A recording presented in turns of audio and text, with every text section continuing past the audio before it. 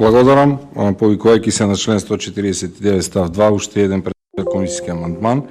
Имено станува збор за членот 31. Во случај на нарушување на безбедноста на личните податоци, контролорот веднаш, но не подоцна од 72 часа, откако дознал за истото, должен е да извести Агенцијата за нарушување на безбедноста за личните податоци, освен ако не постои веројатност нарушувањето на безбедноста на личните податоци да создаде ризик за правата и слободите на физичките лица. Кога известувањето до агенцијата не е поднесено во рок од 72 часа, заедно со известувањето треба да биде доставено и образложение за причините за доцнењето. Став 2. Обработувачот е должен да го извести контролорот веднаш откако за нарушување на безбедноста за личните податоци. Овде предлагам комисиски амандман од следните причини. Во ставот 2 имаме дека обработувачот го известува контролорот веднаш, а контролорот има 72 часа за да ја извести Агенцијата за нарушување на безбедноста на личните податоци. Лично сметам дека е потребно да ги намалуваме крајните рокови за постапување на сите органи.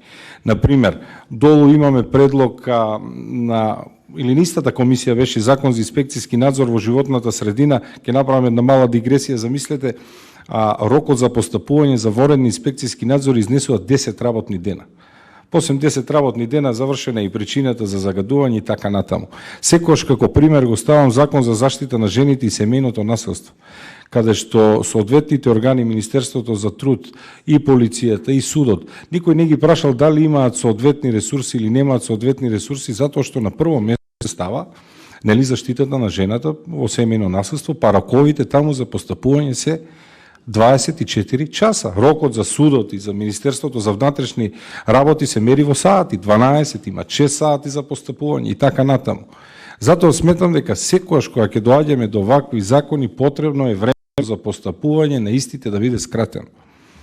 Затоа би предложил, да не одиме во крајност, да не биде тоа 24 часа, ако се повикаме дека може би сабота и недела се неработни сати, сметам дека 48 часа е доволно време да биде оставено како рок, затоа што со самото тоа повикување на 72 часа од кога завршил викендот, со тоа што не постапувате во понеделникот, а знаете дека настанал нарушување на безбедноста на личните податоци, се испраќа една лоша порак, затоа што роковите се толкуваат, секој кога ќе ги чита сака да најде нели логично објаснување зошто изнесуваат работни дена, зошто не се 2 работни дена. Секој ќе дојде до заклучок за сабота и за недела. Затоа не само за овој закон, секогаш кога станува закони за инспекцијски надзор, за рокови за постапување на органите на државната управа, сметам дека треба истите да бидат скратувани, да бидат доведени до едно оптимално време и пораката е една и кон сите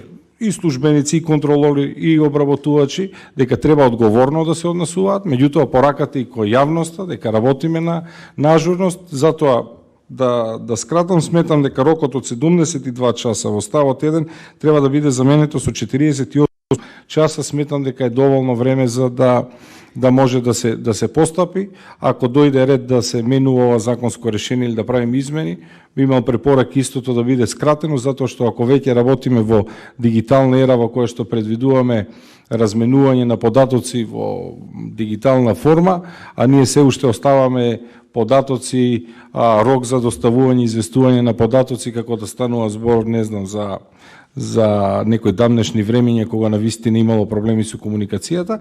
Мој апел истите рокови да се скратуваат. Она што денеска можеме да го направиме како Комисија за европски прашања е да предложиме да претфатиме амандман и ако се согласи министерот, рокот од 72 часа за контролорот да биде скратен на 48 часа, впрочем и со ставот 2 обработувачот има рок тоа да го направи веднаш. Во таа насока да го скратиме рокот и за контролорот. Тоа е. Ви благодарам, го